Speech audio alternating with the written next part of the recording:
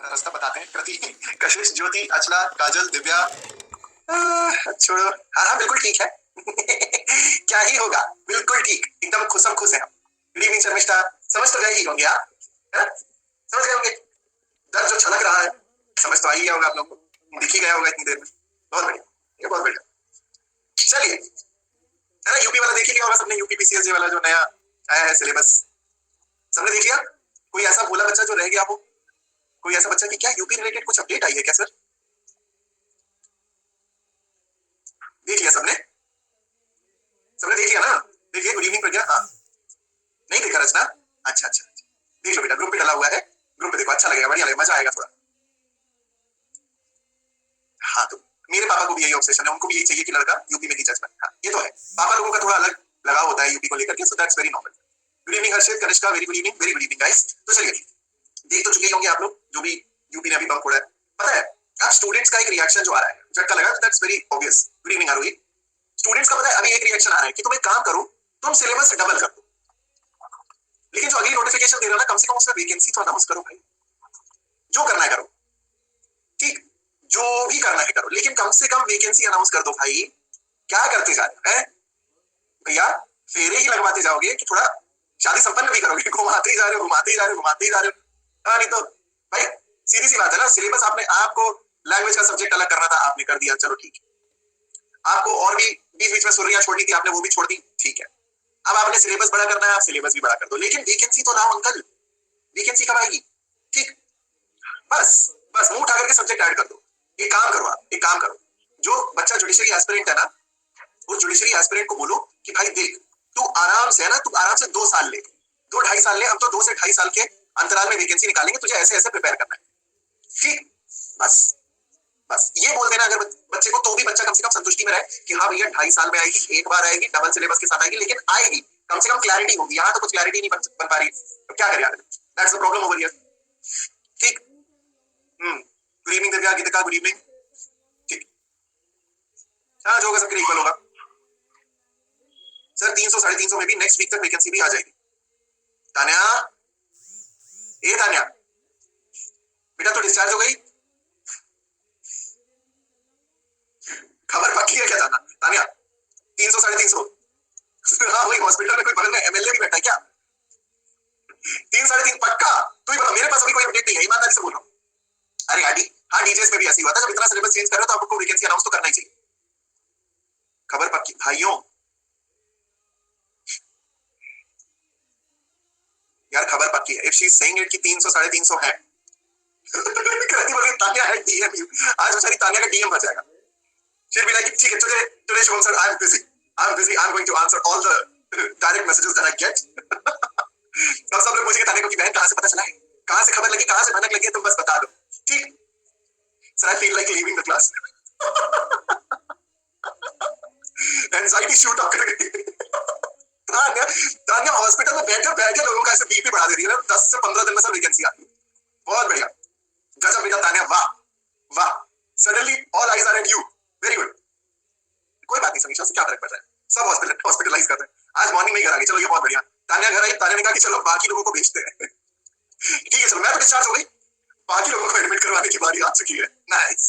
Tanya please raise hand. हाँ can you raise hand Tanya, can you raise hand? बेटा बेटा बाकी लोग है ना निकल लेंगे, passing the parcel. Tanya can you raise hand? बाकी लोग आपकी आवाज सुनना चाहते हैं। Everybody is like no sir, not in that. हाँ अरे नहीं मजाक कर रहे हैं, मजाक कर रहे हैं। बाकी लोग, मैं तुझे बता रहा हूँ बेटा तान्या, समझना बेटा, why are people asking you to raise your hand? वो तेरी आवाज में सुनना चाहते हैं।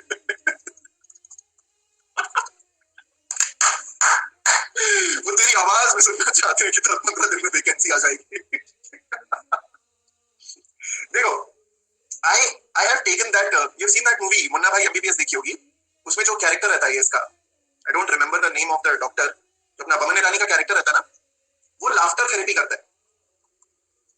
जब आपको गुस्सा आता है तो आप ऐसे गुस्से गुस्से में, आपके चेहरे पे गुस्सा दिख रहा है, और एंग्री। जब आपका गुस्सा एकदम एक्सट्रीम हो चुका है, मैंने कहा like shot of the roof, ऐसा हो गया, तब मैं हंसने लगता हूँ। जब मतलब गुस्सा एक्सट्रीम लेवल से ऊपर चले जाता है, देन आई स्टार्ट लाफिंग, ठीक। बहुत बढ़िया, आप पता कर लो समीक्षा। ओके, आज देना यूपी, उनकी तो लाइफ सेट है, कोई दिक्कत नहीं. Source is my uncle is in Allahabad High Court and few of my close ones are in politics too. So there are legit sources. ठीक है. Tanya, you are my best friend from today. You know, क्योंकि इलाहाबाद में uncle हैं, politics में लोग हैं. You are my best friend.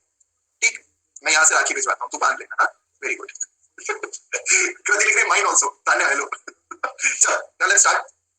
ठीक है, coming back to the point. हो गया. We are done. So देखिए, लास्ट क्लास में हम लोगों ने टिल सेक्शन नंबर 326B तक एक एरिया कवर किया था. 326A हम लोग कवर कर चुके हैं, 326B हम लोग कवर कर चुके हैं. ठीक है. Kriti, if you have raised the hand about the road map, is it about the road map? जल्दी बता दो. Is it about the road map and thing? No? हाँ, ओके, गो अहेड. क्योंकि रोड मैप के लिए तो अलग से अपने को बैठना पड़ेगा. कृति, जल्दी से बता दीजिए. So we'll move towards the sections first and then we do the noting. Yes sir, good evening. Sir 316 में एक डाउट था सर. एक ऐसा सिनेरियो था, उसमें सर मदर इन लॉ और सिस्टर इन लॉ जो वुमन होती है उसको ऐसे उसकी डेथ कॉज करना चाहते हैं, बट उसके वो प्रेग्नेंट होती है और उसके बेबी की डेथ हो जाती है, वो बच जाती है, बट सर वो क्विक बॉर्न चाइल्ड नहीं होता है. तो सर वो 307 में ही जाएगा कि वो 316, क्योंकि 316 तो कहता है sir causing death of quick unborn child by acting amounting to CH. तो सर इसमें वो उनकी चिल्ड्रन को उसकी बट सर डायरेक्टली मर वो भी जाता अगर वो मरती, बट सर वो मारना उसे चाह रहे थे. तो सर ये 307 में जाएगा. मारना वो मदर को चाह रहे थे ना? यस. हाँ, 307 का मामला है. 307 का मामला देखो, सिंपली 307 का मामला ये है कि अगर आप मदर को मारना चाहते हो तो ये फंडामेंटल बेसिक एक नॉलेज आपको एक्सपेक्टेड है कि आपको ये भी मालूम है कि अगर आप मदर को मारोगे तो बच्चा बचेगा. Yes sir. That's simple. तो ऐसी स्थिति में ये 307 का मामला बनेगा. ठीक. इनफैक्ट कोर्ट अगर चाहे तो दोनों चार्जेस लगा सकती है. 307 भी लगा सकती है और मिसकैरेज जो 312 पर लिखते हैं दोनों लगा सकती है. क्योंकि एक की तरफ आपने 307 किया, दूसरे का तो डेथ ही कॉज कर दी ना. दोनों चीजें. Yes sir. बट सर 312 के लिए इंटेंशन तो था नहीं. इंटेंशन ही तो नॉलेज होती है ना. नॉलेज तो मतलब पूरी एप्रोप्रिएट नॉलेज लगी. Yes sir. Yes sir. Clear sir. Thank you sir. हो सके. चलिए नाउ शुरू करते हैं. देखिए 326B. ओके गाइस, पहले आप लोग नोट मेकिंग करना चाहेंगे या पहले हम लोग till wrongful restraint, wrongful confinement तक अपना एरिया कवर करेंगे? क्योंकि रॉन्गफुल रिस्ट्रेंट कन्फाइनमेंट तो बहुत बेसिक सी चीज है. तो जैसा आप लोग बोले वैसा हम लोग कर सकते हैं. मेरा 2 टारगेट्स है आज. नोट मेकिंग करनी है, पहले पोल करवा लेता हूं. चलो ठीक है. A stands for note making and B stands for true stands for note making and false stands for but you have to read. Okay, कोई बात नहीं, पोल कर लो. doesn't make much of a difference. मैं false लगा दे रहा हूं, आप true false दोनों में से कुछ भी लगा सकते हो, doesn't matter. ठीक है. True stands for note making, false stands for reading. जो भी आप बोलो वो कर लेंगे, कोई दिक्कत नहीं. पहले रीड कर ले. ठीक है, कोई दिक्कत नहीं. 60-40 है. हाँ भाई, आसपास ही है, कोई दिक्कत ना है. कभी-कभी मुझे पता ऐसा लगता है कि स्टूडेंट्स को है ना, जब मैं बता देता हूँ कि मैं क्या ऑप्शन लगा रहा हूँ तो स्टूडेंट्स का अपना खुद का फिर वो खत्म हो जाता है. स्टूडेंट्स लाइक बाकी सब छोड़ो, आंसर हमारा राइट होना चाहिए. प्रायोरिटी इज आंसर राइट होना चाहिए. खत्म. हमें हमारा आंसर गलत नहीं चाहिए. That's it. चल ठीक है, पहले रीड कर लेते हैं. We just have to cover a quick few sections.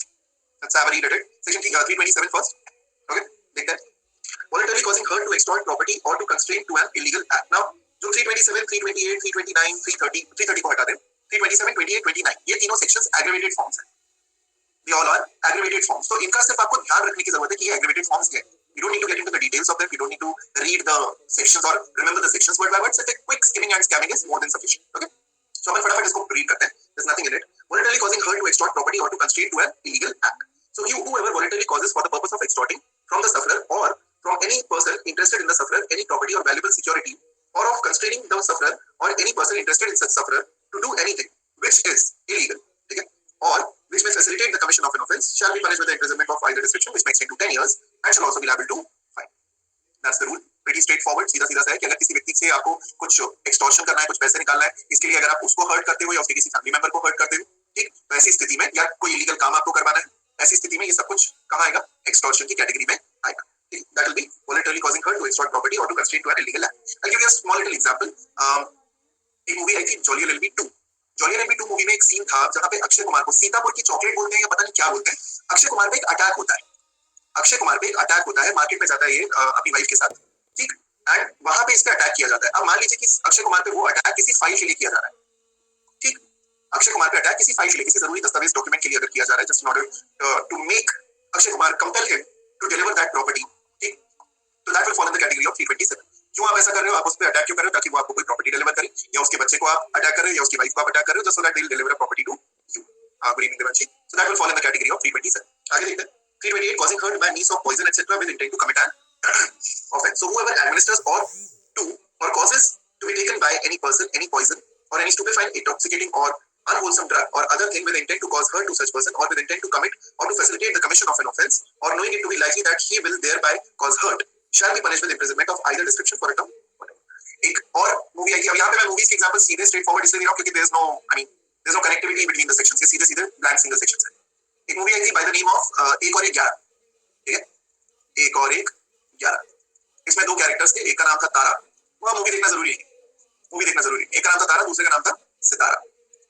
ये जो मूवी स्टार्ट होती है ना, मूवी के स्टार्टिंग में ही तारा और सितारा इनका जो कैरेक्टर है, पता नहीं यही मूवी थी या बड़े मियां छोटे मियां थी. I am confuse between the two, may be बड़े मियां छोटे मियां या तारा सितारा ये वाली मूवी है. इन दोनों में ही, ठीक है, दोनों में से किसी एक मूवी में मूवी स्टार्ट होती है ट्रेन के सीक्वेंस से. बहुत फेमस सीक्वेंस है. ये लोग बाबा बनते हैं. अब आई डोंट नो कि whether this is not forgetting it. हाँ, शायद बड़े मियां छोटे मियां में था यार. हाँ, बड़े मियां छोटे मियां मूवी में ये दोनों लोग ट्रेन में बाबा बनते हैं.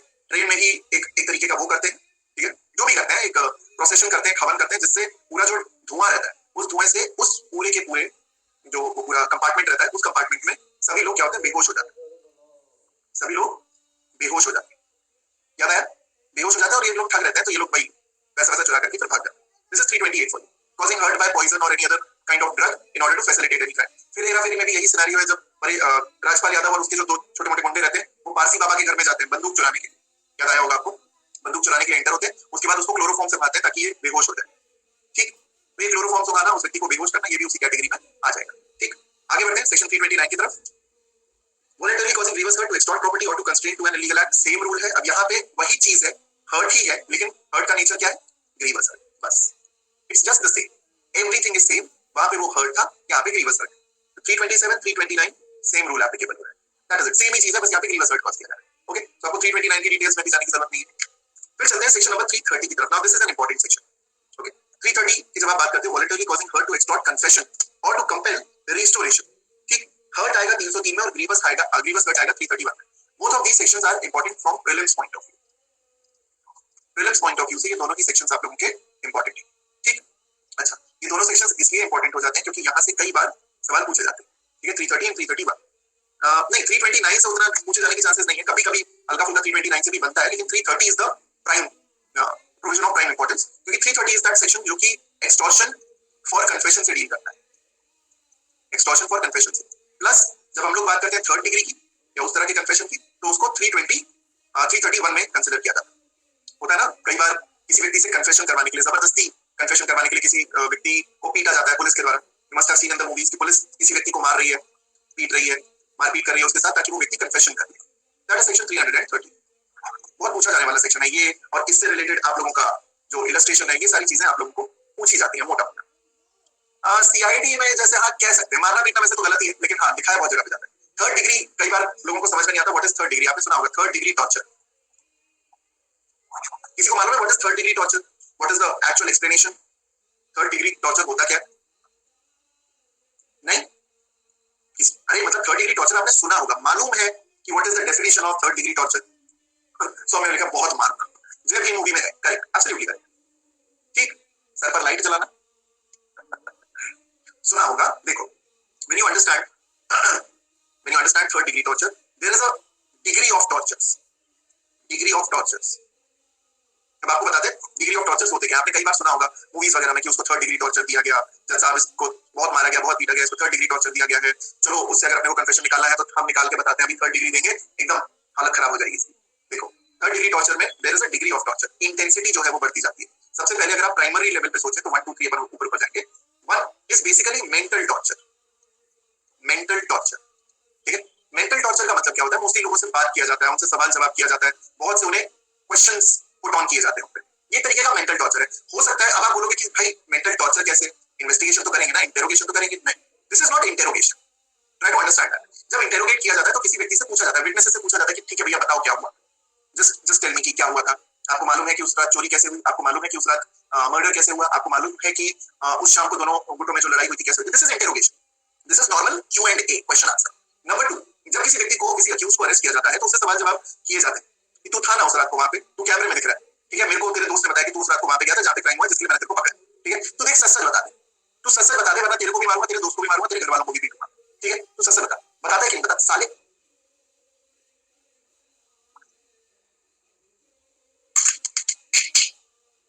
This is mental torture. समझ में आया? ठीक है, be is like understood over here. ठीक है, हम ऐसी जगह पे हम गालियां नहीं दे सकते. आई होप आपको समझ में आ गया होगा. ठीक, I hope you got the point. I did not speak, मैंने उस टाइम पे बोला नहीं. ठीक है, मैंने उस टाइम पे कुछ बोला नहीं. You understand the point, this is a mental torture. ये मेंटल टॉर्चर है। किसी व्यक्ति को आप हाथ नहीं लगा रहे, लेकिन किसी व्यक्ति को आप ऐसी इस प्रकार की थ्रेटनिंग दे रहे हो या इस लहजे में आप उससे बात कर रहे हो कि सामने वाला व्यक्ति जो है वो डर सकता है, घबरा सकता है। दूसरे नंबर पे चलते हैं, that is your what you can call as the second degree torture, और I would say a general physical torture. अब फिजिकल टॉर्चर क्या होता है? Physical torture again the accused is the same. Physical torture को अगर किया जाए तो फिजिकल टॉर्चर का मतलब ये नहीं होता कि सामने वाले व्यक्ति को एकदम गिरा के मारा जाए। फिजिकल टॉर्चर का मतलब है कई बार, क्योंकि कई बार आप समझो कि अक्यूज पहली बार में आप बोलोगे कि भाई तूने ऐसा किया, वो मान लेगा क्या? आप किसी बंदे को बोलोगे तूने चोरी किया, वो एक बार में भाई माना, वो कैमरे में भी आ गया, 4 लोगों ने उसको देख लिया, वो एक बार में मानेगा क्या कि उसने चोरी की? वो नहीं मानेगा। ठीक, दैट इज फिजिकल टॉर्चर। कभी कभी थप्पड़ मार दिया, कभी मान लीजिए कि किसी व्यक्ति को हल्का फुल्का मुक्का मार दिया, that is like physical torture. ठीक है, ये सब कुछ फिजिकल टॉर्चर की कैटेगरी में आता है। फिजिकल टॉर्चर मतलब आप थप्पड़ मारोगे, सच बोल, जल्दी बोल, जल्दी जल्दी बोल दे, बोल रहा बताओ मेरे को, जल्दी बता, सच सच बता, 8 1 physical torture, very simple sweet physical torture.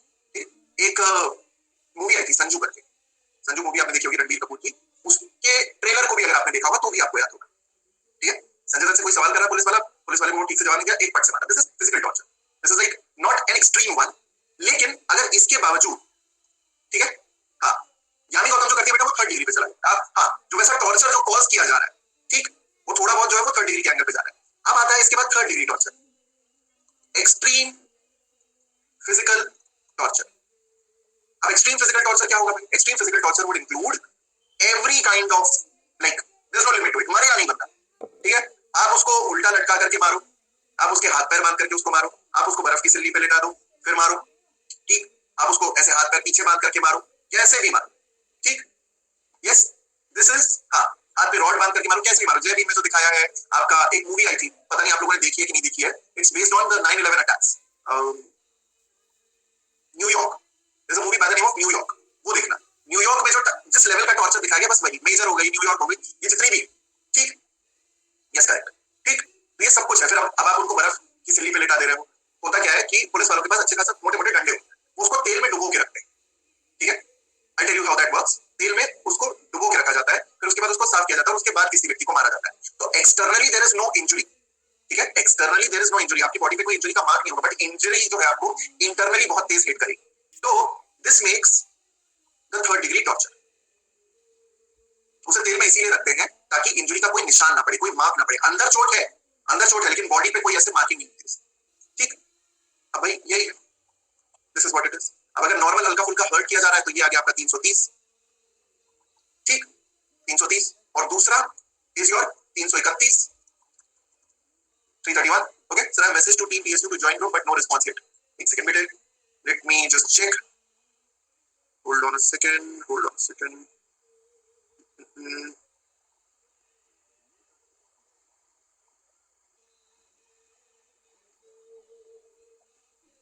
Please एक बार चेक करना, now are you added to the group, please बता देना। ठीक, तो ये हो गया आपका 330 331। आई होप आप लोगों को समझ में आ गया होगा, that is 330 331। Okay, now guys just do one thing, एक बार please can you read till section number 338?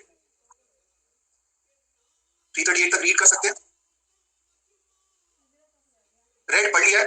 I need to actually take a 2 minute break, मुझे दाल पीनी है, ऑनेस्टली बता रहा हूँ।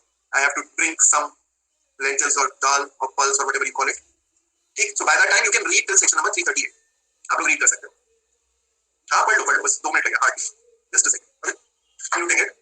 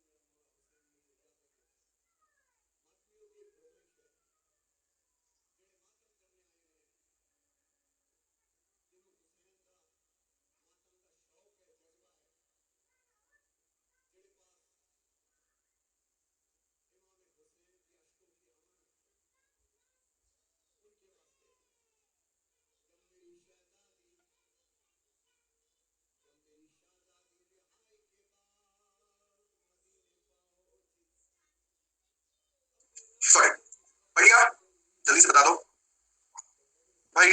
डाइटिंग की मच से कुछ कर नहीं सकते, इसका शादी के टाइम पे थोड़ा बहुत करना पड़ता है। I hope you can bear that. ज्यादा फर्क नहीं पड़ता, खत्म नहीं हो, पढ़ लो जल्दी पढ़ो। हाँ, आपके घर में वेइंग मशीन आ जाती है, उसके बाद क्या कर सकते हैं, जल्दी पढ़ लो, read it and let me know. 336 304 A का अटेम्प्ट है क्या? 336 इज बेसिकली 279 का एग्रीवेटेड फॉर्म। 279 पढ़ते हो, उसी का एग्रीवेटेड फॉर्म माना जाता है, ठीक है? That's what it is. Guys thumbs up दे दीजिए अगर पढ़ लिया आप लोगों ने तो। डन, ठीक है, perfect. So these are the sections जो प्राइमरली कभी-कभी आप लोगों से पूछा जाता है। 330, 331, 332, these are ours। 334, then there is 336, कभी-कभी हल्का फुल्की पूछे जाने वाले ये सवाल। That is it, ठीक है। So now we can move towards the note making। हम लोग सीधे-सीधे note making की तरफ चल सकते हैं। So I hope you guys are ready about that। चलिए शुरू करते हैं। So heading बना ले hurt and grievous hurt।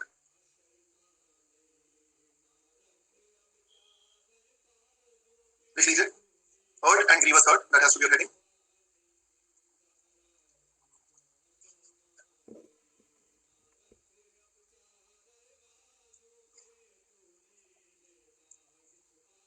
यहाँ पे लिखिए other than, उसी के नीचे आएगा other than the hurt and grievous hurt as defined under section 319 and 320 respectively, 319 and 320 respectively। हाँ, उसके बाद यही है कृति, क्योंकि बीच के सेक्शंस में there is no need of note making। यहाँ पे है जल्दी note making। There are certain aggravated forms too, other than hurt and grievous hurt defined under section 319 and 320 respectively। There are certain aggravated forms too। Number one, by dangerous weapon, by dangerous weapons।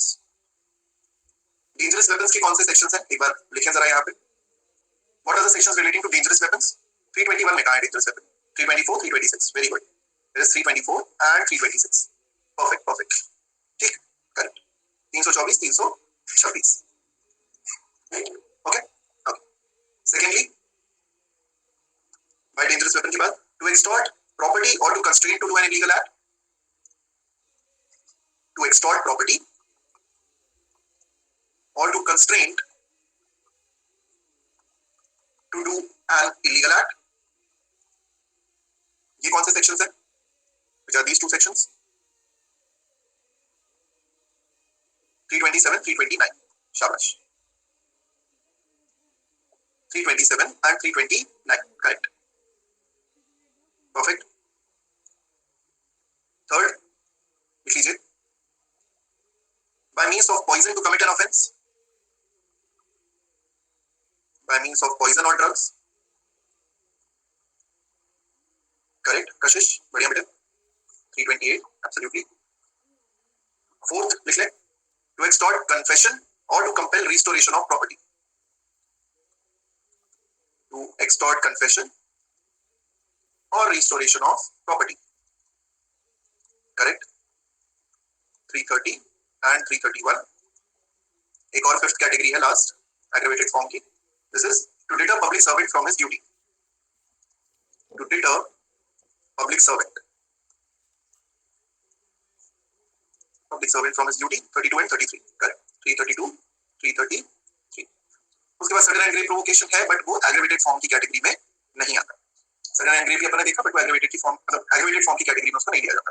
And other than that वही dangerous act जो है वो 326 है, I mean 336, ठीक। 334, 335 ये आपका provocation हो जाता है, और 336 जो है ये आपका डेंजरस एक्ट को एग्रीवेटेड देख के आता है। आगे लिखें हर्ट में ही, लेट्स राइट दिस डाउन। सिर्फ एक लाइन लिखनी है, ज्यादा नहीं है इसमें। The definition of hurt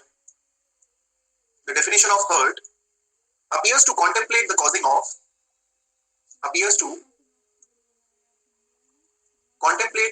of pain etc. by one person to another, pain etc. by one person to another, causing of pain etc. by one person to another, full stop। Next heading बनाए grievous hurt. अब देखिए section के elements पे हम लोग नहीं जाएंगे, section के एलिमेंट्स बहुत स्ट्रेट फॉरवर्ड है, we are not going to waste any time on that. Grievous hurt, next heading grievous hurt. इसमें सबसे पहले एक केस लिख लीजिए ऑफ पेन बेटा, ठीक, लिख लीजिए। The name of the case is empress versus Sahay Rai, emperor versus Sahay Rai, काफी पूछा जाने वाला केस है, लिख लें।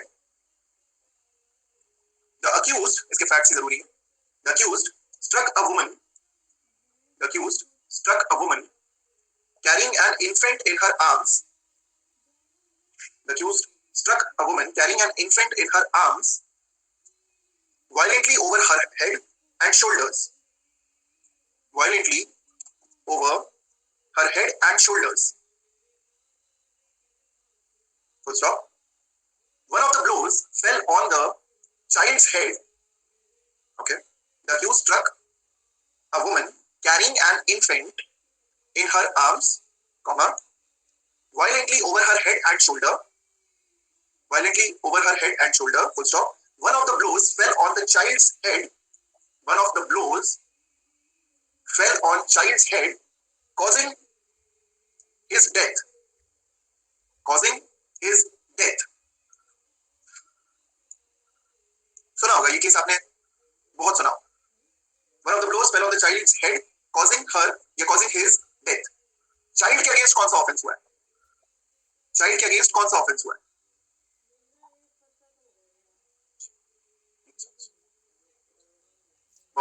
लिख लो। It was held that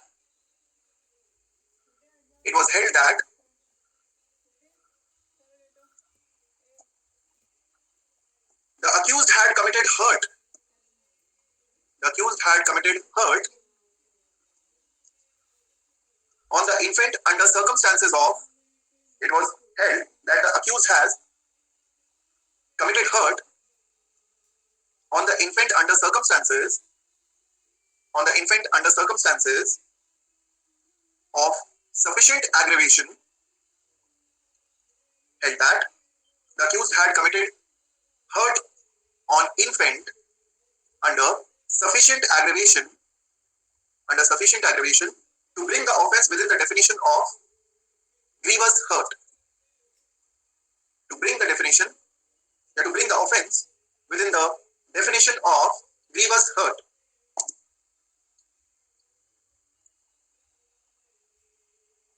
ठीक,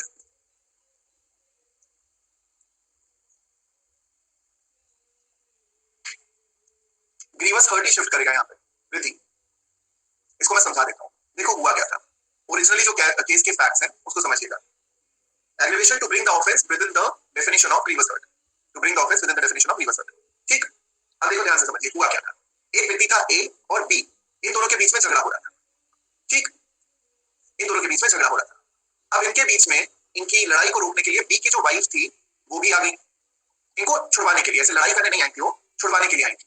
वाइफ जो थी उनके हाथ में एक छोटा सा बच्चा भी था, small little child in the arm of the wife.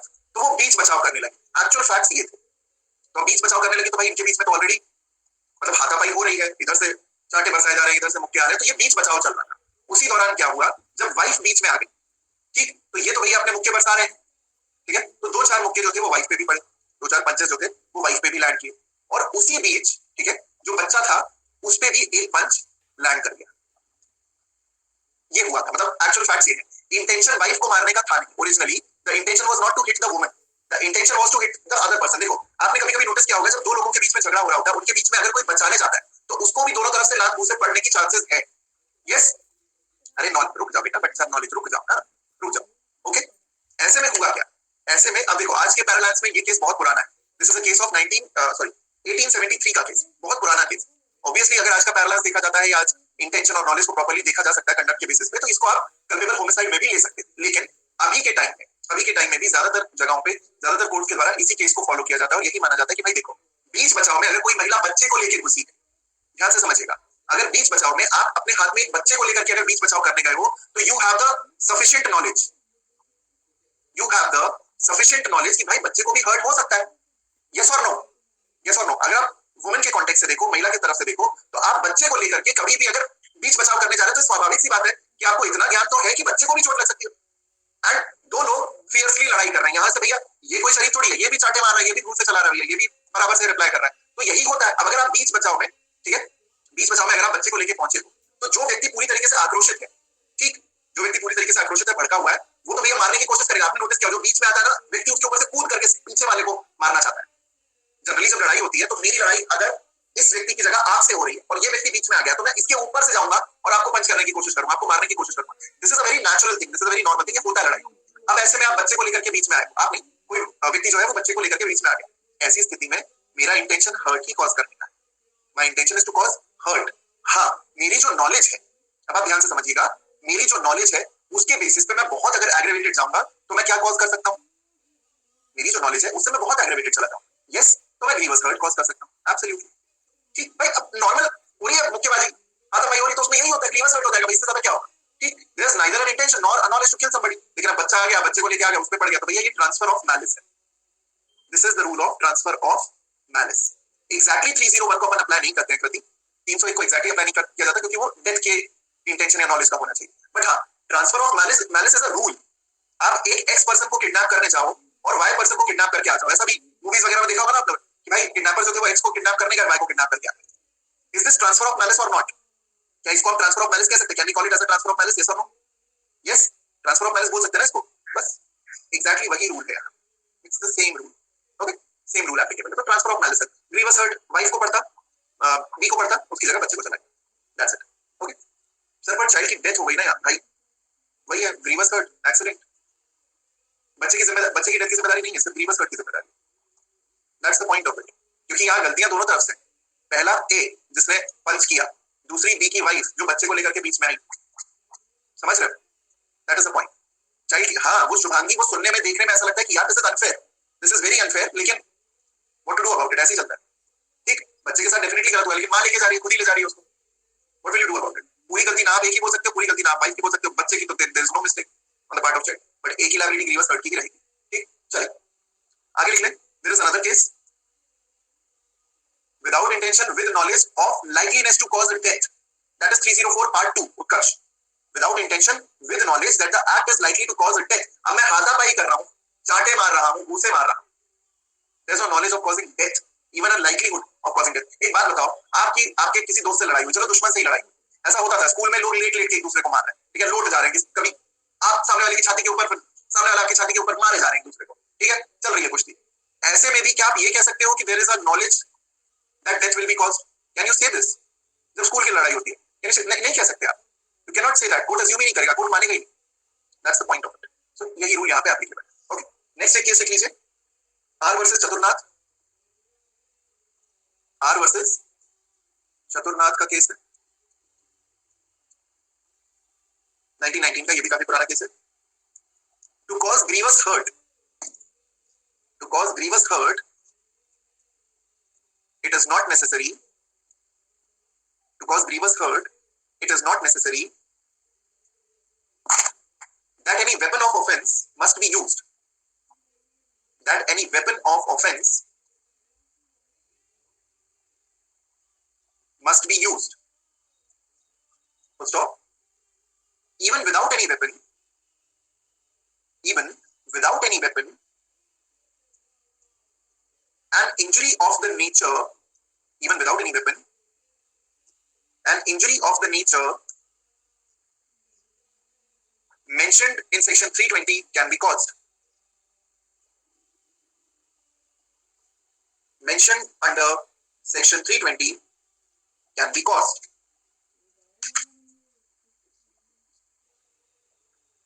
आगे चलते हैं. नेक्स्ट एक स्टार बना करके छोटा सा पॉइंट लिख लें. स्टार बना के छोटा सा पॉइंट लिखें. Before the amendment of 2005, before the amendment of 2005, section 324 of IPC, section 324 of IPC was a compoundable offense Section 324 of IPC was a compoundable offence with the permission of the court. With the permission of the court. Full stop. The CLA 2005, यानी Criminal Law Amendment Act, the CLA 2005 has taken out Section 324 of IPC, has taken out Section 324 of IPC from the sphere of compounding, from the sphere of compounding, and thereby made it non-compoundable. बहुत important है, and thereby made it taken out Section 324 of IPC from the sphere of compounding, from the sphere of compounding, and thereby made it non-compoundable. ये interview का सवाल, ये interview का सवाल. Dangerous weapon बेटा, dangerous weapon, अगर आप डेंजरस वेपन यूज कर रहे हो, हर्ट कॉज होना is basically your luck. Logic यही है, समझ में आया? अगर डेंजरस वेपन से सिर्फ हर्ट ही कॉज हो रहा है तो ये आपकी किस्मत है कि सिर्फ हर्ट कॉज हुआ है. Yes, made it non compoundable, made it non compoundable. Honey, ठीक. एक बात बताओ, कोई व्यक्ति है आपको चाकू से हमला कर रहा है, आपको सिर्फ खरोच पहुंची, चाकू से हमला किया, सिर्फ खरोच पहुंची, वो सिर्फ आपको खरोच पहुंचाने के लिए, स्क्रैच पहुंचाने के लिए चाकू का इस्तेमाल कर रहा था क्या? वो काम तो नाखून भी कर सकते थे, चाकू की क्या जरूरत? समझ में आया? इसीलिए 324 को कंपाउंडेबल से हटा करके नॉन कंपाउंडेबल करने के पीछे का रीजन ये है कि उसमें एक डेंजरस वेपन इन्वॉल्व है. अगर वहां पे डेंजरस वेपन इन्वॉल्व नहीं होता, हमें कोई दिक्कत नहीं. ठीक, that's the point of it. Yes, तो चाकू से कट डीप होगा कॉज तब, इसीलिए तो अपन बोल रहे हैं कि भैया डीप कट हो सकता है. पॉसिबिलिटी है ना, किस्मत है कि बंदा बच गया, पॉसिबिलिटी तो भैया मारने की ही थी, तो कंपाउंडेबल काहे कर रहे? That's the point of it. ठीक, चल, अल्लाह है ना भाई, लॉ आपको फेवर करेगा थोड़ी ना, ऐसा थोड़ी होगा. आगे लिख ले. अब हेडिंग डालिए section 326. Now this is important, significant area है सेक्शन 326. इसके अंदर थोड़ी सी important note making. Just write this down. In the case of, इसके अंदर भी पहले केस ऑफ से पहले एक लाइन लिखिए. What is dangerous weapon? What is dangerous weapon? अभी हमने बात की डेंजरस वेपन. अब सवाल ये उठता है डेंजरस वेपन क्या होता है? कटिंग स्टैबिंग तो होता ही है भाई, ये तो मालूम ही है, लेकिन डेंजरस वेपन को, अच्छा आप बताओ, आप डेंजरस वेपन को कैसे जज करोगे? Is there a, can you think of a set parameter to जज a particular article as a dangerous weapon? कोई सेट पैरामीटर कर सकते हो क्या कि ये डेंजरस वेपन है, ये डेंजरस वेपन नहीं? I give you an example. जिसको लगने से खून आए, अच्छा, नेल से खून आ सकता है, यू नो दिस फैक्ट. अगर नेल्स किसी व्यक्ति के बड़े हो जाए, नेल्स से भी खून आ सकता है, तो क्या नेल्स डेंजरस वेपन? हैंड में पंच रहता है, वो आएगा आएगा, मौत का डर है, डीप कट लगे, not at all. There can not be a set parameter for dangerous weapon. ठीक, यस. अब देखो जरा, डेंजरस वेपन का कोई, पहले तो मैं रूल बता दूं कि कोई सेट पैरामीटर हो नहीं सकता, क्योंकि आप लिखोगे नोट मेकिंग अभी है, बट कभी भी डेंजरस वेपन को नहीं कंसीडर किया जा सकता एज अ सेट पैटर्न. अच्छा एक बात बताओ, क्या गमला, वास, वेस बोलते हैं, क्या गमला डेंजरस वेपन हो सकता है? यस, करेक्ट, सबका आंसर सही है. गमला डेंजरस वेपन हो सकता है. Answer is yes. क्या गमला डेंजरस वेपन के इंटेंशन से बनाया गया? सी, करेक्ट, वेरी गुड. बॉटल होती है कांच की, can it be a dangerous weapon? Can it be a dangerous weapon? Yes भाई, हुआ था ना जो हमारी, क्या नाम रहता है उसका, कुछ भी नाम रहता है, जो भी हो, गली बॉय, आलिया भट्ट, कल की क्वेश्चन के सर पे बॉटल फोड़ देती, याद आया? ठीक, कल की क्वेश्चन ऐसे बॉटल फोड़ती है उसके सर पे. हाँ, आलिया भट्ट गुल्लू गुल्लू करेगी तो झुकूंगी ना, है बहुत बड़ी बंदी है तू, है? So, भाई बॉटल का पर्पस वेपन बनना नहीं है, लेकिन अब वही व्यक्ति कांच की कोई बॉटल ऐसे करके फोड़ दे, कांच की बॉटल हो गई नुकीली, अब लोग, ठीक हो जाएगा. Anything can be a dangerous weapon. Another example, Chhattisgarh में होता क्या है, छत्तीसगढ़ में जो गांव देहात के जो बड़े बुजुर्ग होते हैं, वो अपने साथ एक बहुत बड़ा लठ लेके चलते हैं, डंडा, बहुत मोटा डंडा, इतना बड़ा, छत्तीसगढ़ में होता है. और भी अगर आप राजस्थान चले जाओगे तो वहां भी होता है, बहुत एक मोटा अच्छा खासा थिक एकदम लठ लेकर के ये लोग चलते हैं. ठीक, अब सवाल ये है, उसको डेंजरस वेपन बोलोगे क्या? हाँ सौम्य, करेक्ट. राजस्थान में, छत्तीसगढ़ में, यूपी में भी होता है, हरियाणा में भी, ज्यादातर जगह पे होता है. क्या वो अपने आप में is it a dangerous weapon in itself? Prima facie is it a dangerous weapon? That's the question. Prima facie is it a dangerous? No, it's not a dangerous weapon. अच्छा एक और एग्जांपल, किरपान होता है, किरपान देखा है आप लोगों ने, किरपान देखा ही होगा, ठीक है। सिख जो होते हैं वो किरपान रखते हैं, उनके 5 के तो बहुत फेमस है, ठीक है। कंघा, कड़ा, कच्चा, केश, किरपान, 5 चीजें हैं। अब किरपान जो है ये प्राइमरली वेपन थोड़ी है, it is a symbol, symbol है, ठीक। लेकिन अगर यूज करने जाए तो क्या यूज हो सकता है ये वेपन की तरह? बिल्कुल हो सकता है, possible, that is the rule, ठीक। ये रूल ऐसे समझना होगा, ठीक। चल अब लिख ले, in the case of state of UP versus Indrajit, state of UP versus Indrajit,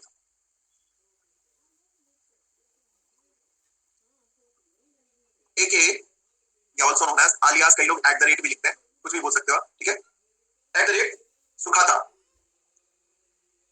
हाँ बेटे उसी के अंदर है, उसी के अंदर है, डेंजरस वेपन में लिखा है, अच्छा उसी में सुप्रीम कोर्ट ने बोला बेटे। सर बट वो इटसेल्फ वेपन है, ट्रीट एज अ सिंबल होता है। हाँ देखो, आप उस चीज को, जो चीज वेपन है बट सिंबल की तरह यूज हो रही है, आप उसको सिंबल का तमगा दोगे। एक एग्जांपल से समझाता हूँ, तिरंगे में बड़ा सा रॉड लगता है, अगर कहीं स्कूल कॉलेज में जाओ तो तिरंगे में बड़ा सा रॉड है, अब उसी रॉड को निकाल करके हमारे जो अंकल है जॉन इब्राहिम उसी रॉड से मार रहे हैं, एक तरफ तिरंगा लगा दूसरी तरफ रॉड लगी, ठीक। तो भाई ऐसे अगर रॉड को देखोगे तो आयरन रॉड तो डेंजरस वेपन का सबसे पहला पैरामीटर आयरन रॉड ही होती है, ठीक। लेकिन भाई उस यूज तो एज अ सिंबल किया जा रहा है। किरपान, अरे सिखों के पास एक हम कहते हैं ना कटार होती है, एक बड़ा सा डैगर होता है, खंजर होता है, दैट्स किरपान, ठीक। Correct me if I am wrong, मतलब शायद यही होता है, क्योंकि मेरा दोस्त है एक सरदार, तो मेरे को इतनी बेसिक बेसिक जानकारी तो है, ठीक। चलिए तो इसमें लिख लें, state of UP versus Indrajit, A K Sukhata, Supreme Court has held that, SC has held that there is no such thing as a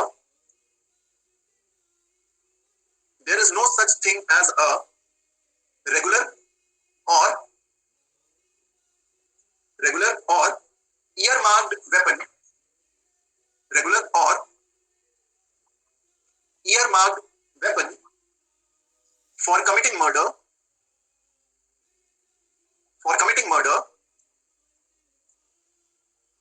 or for that matter a hurt,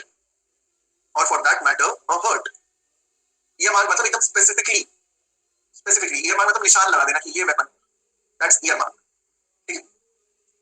weapon for committing murder और for that matter a hurt, फिर से repeat कर दे रहा हूं, Supreme Court has held that there is no such thing as a regular और earmarked weapon of murder or for that matter hurt, full stop. Whether a particular article can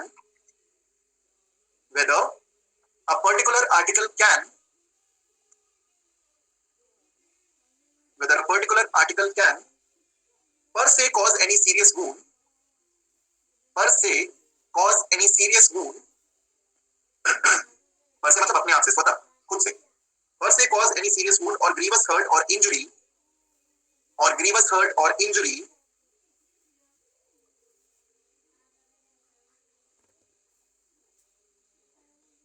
whether a particular article can per se cause any serious wound or grievous hurt or injury has to be determined on a fact to fact basis,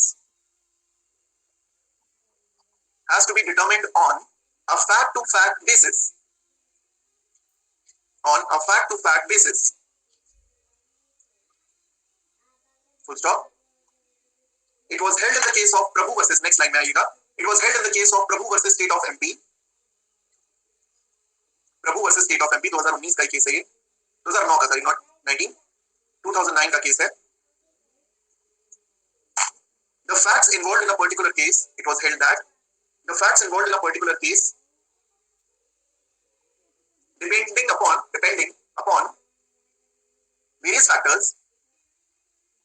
various factors like size, sharpness,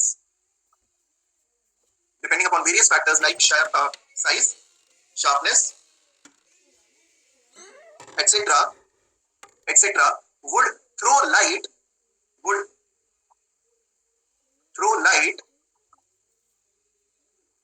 on the question whether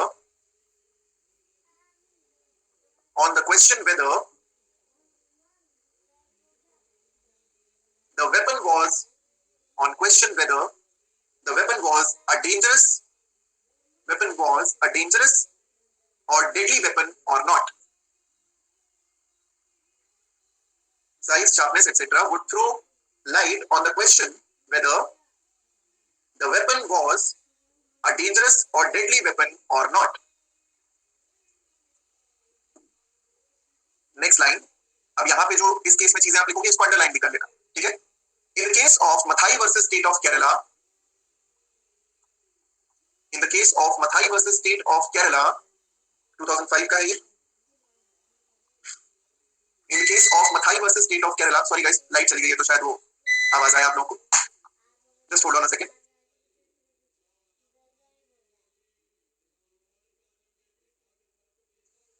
It was held that, in the case of Mathai versus State of Kerala, it was held that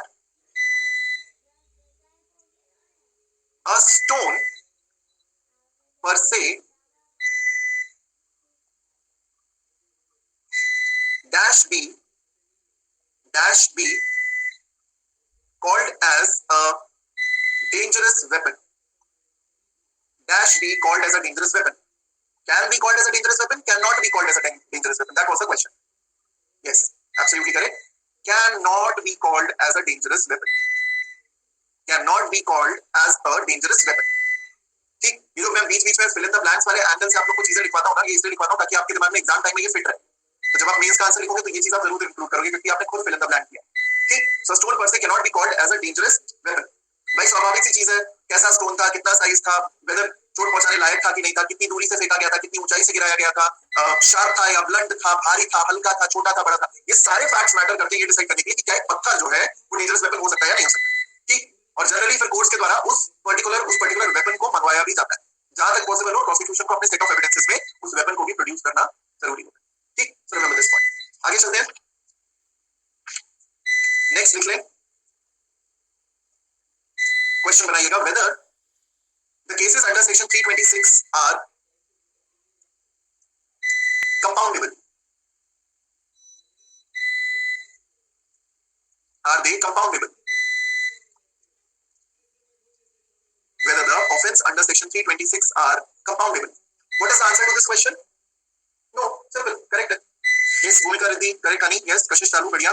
Kajal, Shruti, Nupur, Hardeep, Nupur, Kriti, Arya, Bhavna, Kaustav, Soumya, correct. The answer is no. They are not. Simple, they are not compoundable. भाई इतना serious मामला है तो compoundable कहाँ ही रखोगे? ठीक? Yes. So now understand this. यहाँ पे लिखिएगा. In the case of, लिख लीजिए. In the case of Suresh Babu, in the case of Suresh Babu versus State of Andhra Pradesh, 1987 का केस है, काफी पुराना. In the case of Suresh Babu versus State of Andhra Pradesh, Supreme Court allowed the compounding of an offence. Supreme Court, 87 में, allowed the compounding of an offence under section 326. Under section 326, even though such compounding was not permitted by,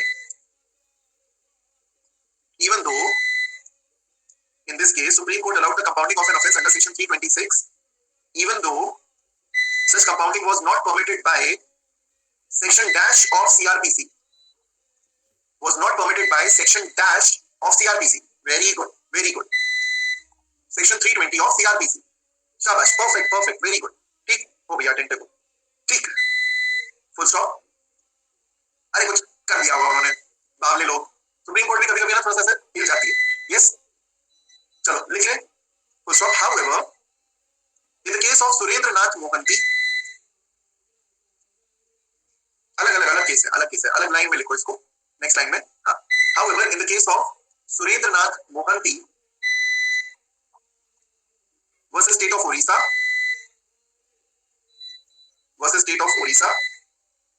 and in Ramlal versus State of Jammu and Kashmir, Ramlal and others versus State of Jammu and Kashmir, it was held that an offence which law declares to be non-compoundable. आज मस्त rate है यार, 11-22. Nice. It was held that an offence which law declares to be non-compoundable. फिर से बता दे रहा हूँ. In the case of Surendranath Mohanty versus Odisha and Ramlal versus State of Jammu and Kashmir, it was held that an offence which law declares to be non-compoundable, cannot be compounded at all, even with the permission of the court. And the Suresh Babu case was held per incurium.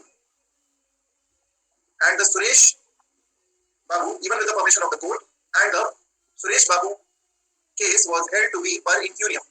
पर incurium का मतलब होता है faulty judgment, खराब judgment, गलत judgment. ठीक है बेटे? Exactly, क्योंकि 320 अपने आप में exhaustive है भाई. उसने जो बोल दिया वैसा आपको करना पड़ेगा. That's the rule of it. Okay? चलिए, अब आ जाते हैं हमारे आखिरी पॉइंट की तरफ. हेडिंग बना ले सेक्शन 326A and B या asset attack. अब यहाँ सेक्शन में ही काफी सारी इंफॉर्मेशन आप लोगों को दी हुई है. हाँ, Kriti wish you very happy birthday भाई. आप जियो हजारों साल. दिन के साल के दिन हो 50-60.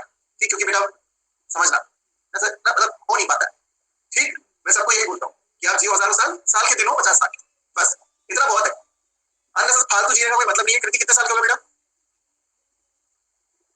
कृति कितने साल के हो गए? 27. अरे दीदी कुछ ऐसे भूल चुक हुई हो तो दीदी माफ करना. यस, बड़े हैं हमसे दीदी. ये देखो, इसको देखो, शिवानी को देखो आप. ये लड़की दूसरे के बर्थडे पे खुश है. क्यों खुश है? रीजन भी लिखा है, हैप्पी लेवल अप डे कृति, हम सब के लिए दुआ करो कि हम जज बन जाए. मतलब केक काटने के पहले कृति पहले ये सोचे कि अब तो शिवानी ने ये बोल दिया है कि आपको हमें जज बनवाना है. ठीक है, तो अब कृति बर्थडे केक काटने से पहले तो 1500 नाम ले कि इतने लोगों ने मुझे बोला है कि हाँ भैया जज बनना है. थोड़ा है ना, अच्छी बात है, लेकिन थोड़ा सा ऐसा लिमिट में मांगो सामने वाले से रिटर्न ये, है ना. चल, ये बहुत बढ़िया. Yes, that's great. चलो. हाँ, मैं सबसे छोटा हूँ. ठीक है, बढ़िया, बहुत बढ़िया. ओके, चलो. कृति तुम्हारा देखो बर्थडे ऐसे ही बन जाता है लोगों का. This is how birthday celebrated. ठीक, कृति बस अपना बर्थडे बता के और अपनी एज बता के चुप हो गई है. नाउ शी इज लाइक कि हाँ, अब हम देखते हैं. हमने बर्थडे बता दिया, हमने एज बता दी, अब बाकी लोग तो अपने आप जो होगा कर ही लेंगे. बाकी लोग मेरा बर्थडे सेलिब्रेट कर ही देंगे यहाँ पे. बहुत सही बेटा कृति. हाँ कृति, ग्रेट जॉब बेटा, वेरी गुड. ऐसे होना, बच्चों को ऐसे होना चाहिए. सर आज मेरा बर्थडे, आज मैं इतने साल का हो गया, बस. आशीर्वाद मत मांगो, आशीर्वाद तो वैसे भी मिल जाए. ठीक, मस्ती मारो, ऐसे होता है.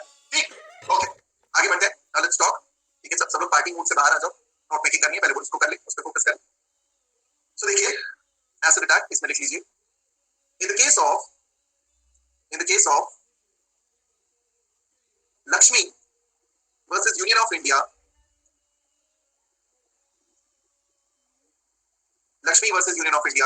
Supreme Court directed the state. Supreme Court, हाँ 2013 का मामला है. Supreme Court directed the state to consider number 1, enactment of appropriate provision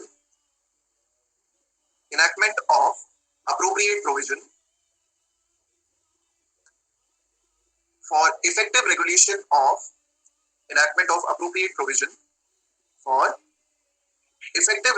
of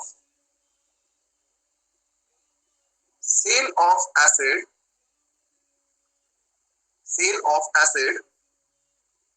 in the states or UTs. Full stop. Number 2, measures for the proper treatment or UT beta. Next, number 2, measures for the proper treatment, comma, aftercare and rehabilitation of the victims. Aftercare and rehabilitation of the victims of acid attack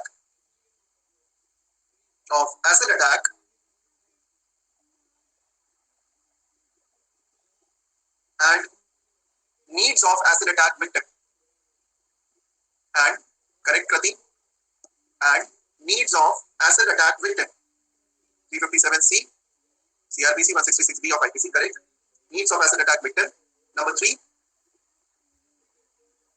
compensation payable to acid victims, compensation payable to acid victims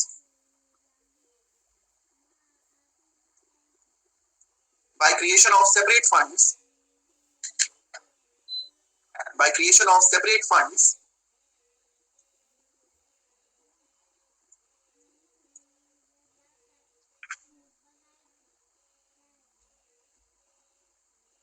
full stop, next line में लिखेगा and many other guidelines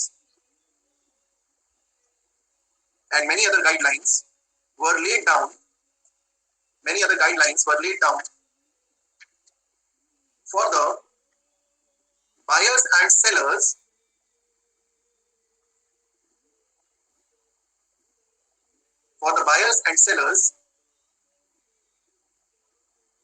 were laid down, नहीं not the fourth point, अलग ही rule है ये. Many other guidelines were laid down for the buyers and sellers for procuring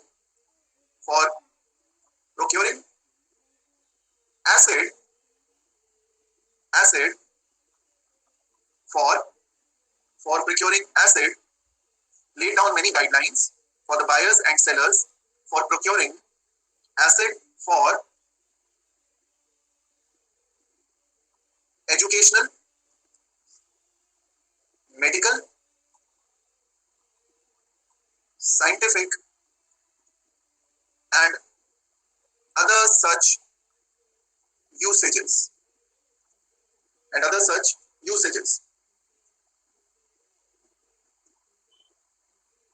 Kind of star बना के लिखेगा, इसी में एक लाइन लास्ट लाइन है ये.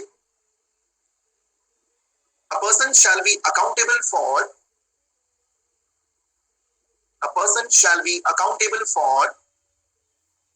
possession and safekeeping of acid,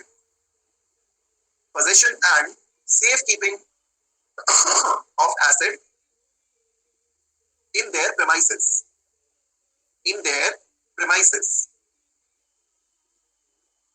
That's it. ठीक है, that's it. आप लोगों को लीज के नोट्स मैं दे चुका हूँ टीपीए वाले. ठीक है, फर्दर जो आपके नोट्स है वो आप लोगों को मंडे तक मिल जाएंगे, so you need not worry about the same.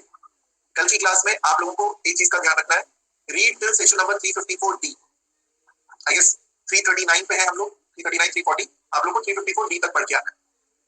ठीक, यहाँ से सर आपकी टीपीए की क्लास कब हो रही है? यार मैं टीपीए की क्लास सोच रहा हूँ मंडे से प्लान करूँ, स्पेशल क्लास के फॉर्मेट में रखेंगे उसको. ठीक, it will be the format of special classes, and special classes में भी अपन टीपीए और एविडेंस से डील करेंगे. अच्छा, एक चीज और बता दूं, अभी 8 बजे जो सेशन है 8 PM पे, उसमें मैं ऑफेंसेस अगेंस्ट मैरिज को डील करने वाला हूं, प्राइमरली 493, 494, 495. ठीक, and along with that adultery 497, इसको भी देखें. ठीक है, सो उसमें जरूर आ जाना, इट विल बी फन. हल्का फुल्का छोटा सा आधे घंटे का सेशन होगा, बट ये सारी चीजें अपन उसमें कवर करें. ठीक, ऐसे डरने घबराने की जरूरत नहीं है, ये क्लास में भी होगा. This will be happening in the classes too. Class में भी इसको डिस्कस करेंगे, बट आ सकते हो तुम लोग, इट विल बी फन, मजा आएगा YouTube पे. ठीक है, चलो हमारे स्टूडेंट्स फटाफट से मुझे बता दो आज की क्लास में जो भी पढ़ा क्या वो समझ में आया. रक्षा जी प्लीज हेल्प कर दें, लास्ट लाइन बताना चाहे बता दें प्लीज सभी लोग. ठीक, लास्ट लाइन जल्दी से टाइप करके दबा दो, एंटर कर दो, या रक्षा ग्रुप में पूछ लो, ग्रुप में बता देंगे अगर लास्ट लाइन छूट गई है तो. ओके, नो कोई कहता है कैसा? हाँ ये बात भी सही. Utkarsh just drop me a message, I will add you to the group. Telegram पे मुझे एक मैसेज ड्रॉप कर दो आप, जो द शुभोपाध्याय अंडरस्कोर अनअकैडमी वाला है ना ग्रुप, उससे ले लेना, वहां से मेरा डीएम मिल जाएगा, डीएम कर देना, add you to the group. Okay, चलो परफेक्ट. नहीं अलाउड नहीं है सॉन्ग, इसको भी अपन डिस्कस करेंगे अलग से. ठीक है, चलो यार let's wrap up today's lecture. आज के लिए समाप्त करते हैं. Tata bye bye, take care, बेला चाओ. 8 बजे वाले ऑफेंसेस अगेंस्ट मैरिज के सेशन में जरूर आओ, एंड जय हिंद. ठीक है, बाय बाय.